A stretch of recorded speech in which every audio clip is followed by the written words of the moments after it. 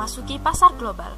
Saat memasuki pasar ini, persaingan pada industri global akan terasa semakin kuat, seperti perusahaan internasional Nestle, Apple, Samsung, bahkan Danone, dan L'Oreal sering dianggap sebagai perusahaan Amerika Serikat, padahal keduanya merupakan perusahaan negara pesaing seperti Prancis. Bisnis jasa semakin mendorong ekonomi dunia.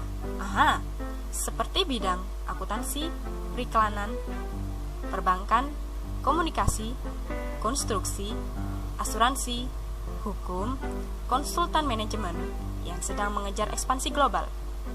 Bagi perusahaan dengan ukuran jenis atau apapun yang ingin mendunia dapat mengambil sederet keputusan utama sebagai berikut. Berekspansi ke luar negeri, pasar mana yang akan dimasuki, cara memasuki pasar, program pemasaran, dan organisasi pemasaran. Yuk kita lihat penjelasannya. Berekspansi ke luar negeri. Dalam hal ini, perusahaan tertarik karena alasan peluang yang lebih tinggi dibandingkan pasar domestik dan basis pelanggan yang lebih besar. Tetapi, perusahaan tidak bertindak sampai ada kejadian yang mendorong mereka ke arena internasional, seperti tidak ada kegiatan ekspor reguler, ekspor melalui perwakilan independen, pendirian satu atau lebih anak perusahaan penjualan, pendirian fasilitas produksi di luar negeri. Setelah tahapan tersebut, lalu memutuskan pasar mana yang akan dimasuki. Misalnya produk BMW yang memilih berapa banyak pasar yang akan dimasuki, mulai dari Jerman, Rusia, Amerika, hingga Afrika Selatan. Kalau pasar negara maju diversusin dengan pasar negara berkembang, contohnya pasar negara maju Amerika, Kanada, Jepang, dan Singapura, padahal pemimpin pasar bergantung pada negara berkembang untuk mendorong pertumbuhan mereka, seperti Afrika, Brazil, Rusia, dan China. Nah, kalau udah gitu, cara untuk memasuki pasar merupakan tahapan selanjutnya dengan ekspor tidak langsung, ekspor langsung, lisensi, joint venture, dan investasi langsung.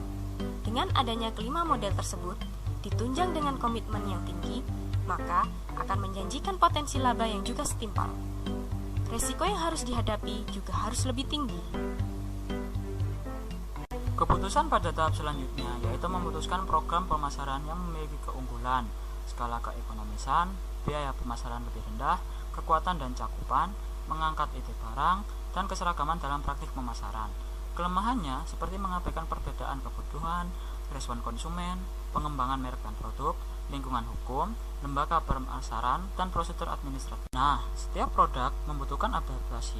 Perusahaan dapat meninjau mana yang akan menambah pendapatan, apakah dari segi pelabelan, warna, bahan, promosi penjualan, media iklan, nama merek, kemasan, pelaksanaan iklan, tema iklan, atau harga.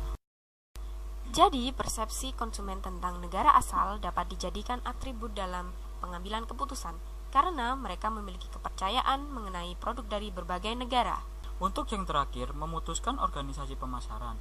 Perusahaan akan mengelola pemasaran internasional, departemen ekspor yang bertujuan mengirimkan keluar barang perusahaan, dan organisasi global.